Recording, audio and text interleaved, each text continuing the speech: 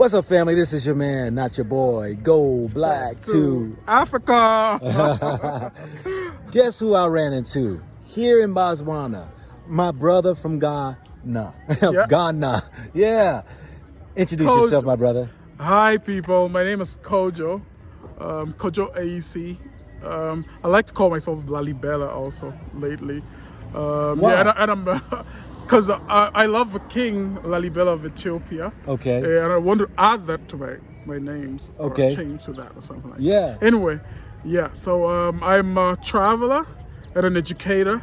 And I'm traveling Africa to basically try to organize institutions or institutes, primarily on computer programming and critical thinking.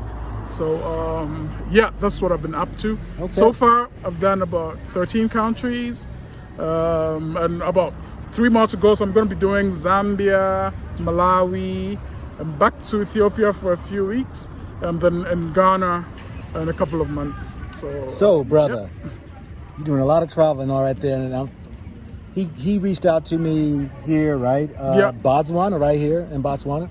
And, so we've been talking and all that right there. Come to find out he's from Ghana and all that right there. So he's a brother right already. So let me ask you this right here. Yeah. How often have you been coming back and forth to Botswana? This is actually my first time in Botswana. I live in South Africa. Originally, I've been in South Africa on this trip for 2 years.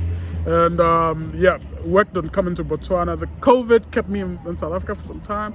And this is my first time in Botswana. So I've experienced it for about 2 months now. And it's amazing. It's supposedly the #1 country in Africa in terms of GDP or something like that. Or per capita or something. Yeah. Not per capita, but in terms of general... Yeah. General good stuff for African people. So it's your first time. So I misunderstood then because all right, I thought you had been here a couple times. No, this is my first time. Also, Ghanaian passports don't have a visa-free entry into Botswana. Okay. So you'd have to get a visa before you enter, and it's a very difficult process. Unbelievable. It took me 6 weeks. To maneuver through the visa system over here. So and it's strange. I just don't understand why Ghanaian passports don't have visa-free entry. Well, let me ask you this. So right you here. can enter easily. I can. Yeah. Ghanaians love to talk, y'all. Yeah. How is it though? How have you been received here? And how is it, in your opinion? Because this is my first time as well here in the country. Mm-hmm. How is it for you coming here in Botswana? What do you find that's interesting, or what do you find different? Okay, so first, I'd say the people are extremely lovely, friendly people. It's the most organized African country I've seen so far. It's very clean, it's neat, and the structures are in place. Like education, I'm connected to a village school. And you should see how well organized it is. Clean, the COVID protocols, the classrooms. Botswana is extremely well organized. That's what I'll say. Compared to any other African country I've seen. I've seen about 12 or 13 of them, and none comes any close. I did some research before coming on their history, and the strategy they took to get here was excellent. So the natural resources were actually invested, the proceeds of the diamonds and stuff were actually invested first into education. So they have a highly educated population, very modernized, very progressive population. So those are my initial observations. I've not been into the bush yet. I'm trying to get into the Okavango Delta and see the nature when the opportunity comes. I'll definitely do that before traveling back. But for what I've seen in the cities, very, very well organized. COVID protocols have been lowered a bit now, but when I came in earlier, it was the strictest COVID protocols I've seen. It's definitely strict. That's why I said in one of my videos that here in Botswana, it seems like here they are it's just like COVID just started or something. They're behaving like it just started yesterday. Okay, so let me ask you this question right here, because First time here in Botswana, but you said in South Africa, you spent some time there. Yeah, so I spent, prior to coming here, I spent 2 years in South Africa. What part? So I was in Johannesburg, Sandton, Benoni, primarily these 3 places. I didn't do too much travel this time in South Africa because I was busy organizing and working and having meetings on my projects.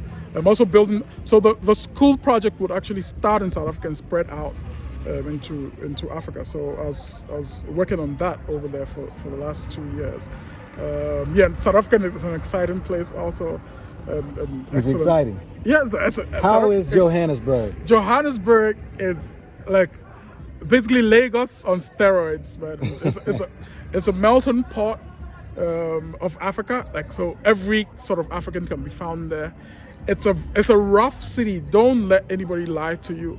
You have to be on your toes. I mean, the president's iPad got stolen. If that doesn't tell you anything. Just a couple days ago. Just a couple of days ago. The president's iPad got stolen. If that doesn't tell you anything about Johannesburg, it's very lovely. You would love it. Okay, now. Yeah. All right, now hold up now. Go. Now, you saying now it's a pretty rough place as far as, with some of the crime and stuff. Yeah. Why would you say that? Do you have experience in that? Great. So I've been robbed at least 5 times. 2 times at gunpoints. And one of them is actually online with I'll show you that video. With a whole, what's it called? Like, he's got it on video. Troop of people like coming out with guns blazing. I mean, they weren't shooting. Like, thank God. I don't believe in God anyway. They weren't shooting, but y'all don't believe in God anyway. Yeah. So and the first one was like a terrible one. It was at gunpoint also, gun and knife point. That was in Centurion somewhere. So you could be in the poshest of neighborhoods, in the plushest of houses. Almost nobody is basically safe in South Africa because it's like it has those. If without preparedness, without being like crime ready, you're basically like deluding yourself. Like, anything can happen at any time in South Africa. So so I've been robbed about 5. My last couple of robberies was just where they weren't like armed robberies. They were like basically thefts. The first one was, they actually sold chicken, a full chicken. Can you believe this, man? So it's thievery, that's thefts and stuff. Yeah, it was armed robbery / thievery. There was like 7 people. So I go out to the spa, like I buy a full chicken that I'll eat over 3 days, and I had like a very cheap phone, but with a very expensive SIM card. With a lot of data, like a couple of terabytes of data. Very difficult to get. Data is very expensive in South Africa. So they got your phone? They got my phone and took the SIM card away. I mean, I later went back there like with a small army of my friends from Soweto, like to try to get the SIM card back. We threatened them a bit, but you have to let it go. There were street people. There's a lot of street people in some parts of South Africa. Yeah. And they're, I don't want to say this, but it looks like it's as if people are evolving into another species of human beings. I mean, they could attack you. I'm not saying this, y'all. This is his story. This is his story. Yeah, I'm saying there's like people, there's some people, a bunch of people in South Africa called the Yahoo Pays. They are human beings like all of us. I mean, but drugs, South Africa has a huge drug problem. Okay. And at times that makes people behave in very dangerous ways. Okay. I mean, so if your phone is getting robbed in South Africa, for instance, let the phone go. I mean, don't get stabbed. Yeah. Let the phone go, buy another phone. Let's move on, because I know there's going to be South Africans who are going to be probably a little bit upset. The South Africans will tell you.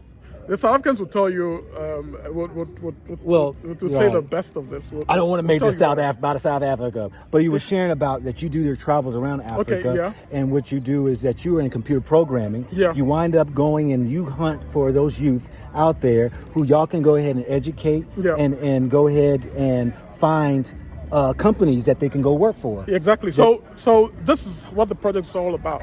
It's called the Web Kings Training and Placement Program.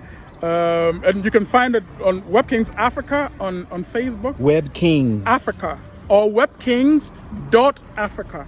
Okay. If you're an African youth, we want to launch in 20 countries in 2022 in partnership with a company called Galela. hopefully he would get to meet the CEO of Galela when he goes to Okay. South Africa. We will launch in 10 or 15 countries. Basically, we come to a city and we find 200 students. Maybe with the COVID situation, we'd have to reduce that to maybe 100. Okay. Then over 4 months, we and our partners, so our partners are from Europe, are from America, like people from Spain, Germany, and France, like with different skills, photography, Photoshop, advanced Photoshop work. So all these different film, backgrounds. they and stuff. come and they teach you. You know, I gotta slow him down because Okay, you know sorry. what I'm saying. That's okay. That's all right because we're trying to keep this under time. All right. Okay. But this is what you do. Yeah, this is what I Okay. do. Yeah. Now back to Botswana because I'm in Botswana and I want Yeah. people to get the flavor of Botswana. Okay. But I just wanted to give you the opportunity to share with him how did you wind up here in Botswana from the work you do. But Botswana now is so beautiful to you that you found a beautiful love. Yeah. So my fiance basically lives out here. in Lives out Botswana. here. Yeah, and visits me in South Africa. But since COVID, obviously crossing borders is so difficult. And she's frontline. She's a frontline worker. So obviously it makes sense for me to come instead of. I mean, I've not been here because of the visa situation. Yeah. You know, and let me just. Veer off. No quickly. veering. No veering. So that's what brought me to Botswana the first Yeah. time, and I'm loving it. Botswana is like a beautiful, organized place. I think it has one of the best governments in Africa in terms of the country's the use of the country's income, education. They put if you're a student and you don't screw around and you study well, you follow the rules. You get your education sponsored Okay. to the highest levels, Okay. and also you have opportunities for further study internationally, if you follow stuff.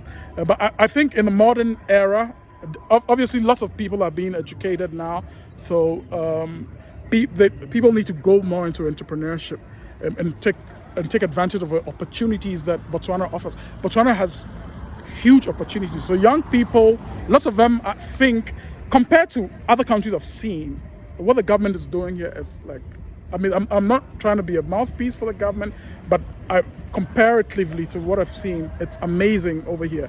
The youth are basically in the best situation comparatively to the rest of the Africans. Okay. All right. So I'm gonna pause you. Yeah. So he's saying, family, that if you have any interest in the educational systems as far as the upward mobility for the youth, and you find that also that you might be searching for a country that has more of a middle class. Yeah, middle class situation out here. Middle class that's here. It's a beautiful, clean country, which I will attest to. It's a very peaceful country. Extremely. So he's sharing his experience. Everybody got their own. But come check out Botswana. So we're going to have to cut this short, though, because my time is very limited. But I wanted you all to meet a brother who's here visiting and give his take about what he sees. Because, of course, his woman, his love, is from Botswana. So any last words that you would like to give to the people who has not visited the continent, or even to Ghana, because you're from Ghana, who hasn't visited the continent of Africa, what would you tell them? So to my people in Ghana, I first addressed the Foreign Affairs Ministry. You have to work on a visa-free situation for Botswana, for Ghana. I mean, we need our passport to be stronger. Like, you guys messed up the visa-free, the South African... You talking to your government? Yeah, I'm talking to my government now. Like, and listen to me. So, as the foreign minister, whoever you are, the South African government offered Ghana a visa-free thing for 3 months, right? Actually, over 7 countries, Qatar, and everybody signed it. Ghana didn't, and you guys actually ran away when they came to Ghana. I don't know why you're doing it. Whether you want to make VFS rich or whatnot. But anyway, back to the what we are talking about.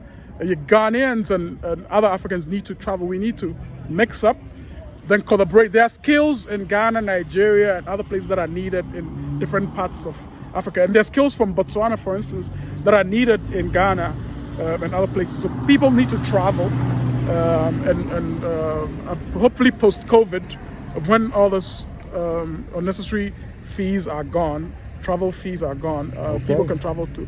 Also, to Ghanaian government, reduce for all of Africa. The $150 you're charging for COVID at the pot, it's ridiculous. I mean, haven't you made enough money? Whoever is behind that, haven't you made enough money for 1 year? You've been charging Africans $150 and the rest of the world. I didn't get into this government political talk, y'all. Freaking dollars, man. Sorry for my language, but I'm really angry about this.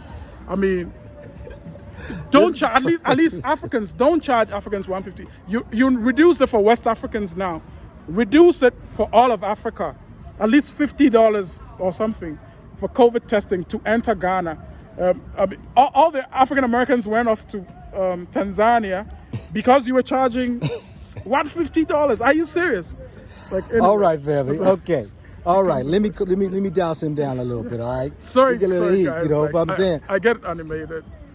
I wonder if he's gonna regret saying this. I'm not. Okay. I stand by my words. Okay. But anyway, family, you heard it here first. Just a person come visit Botswana. Consider what he says. Maybe come visit Botswana. But lovely place. Lovely place. This is your man, not your boy. This is your Kojo, autodidact, educator, and thinker. Yeah. Go black to Africa. Webkings.Africa. Check it out. All right, family.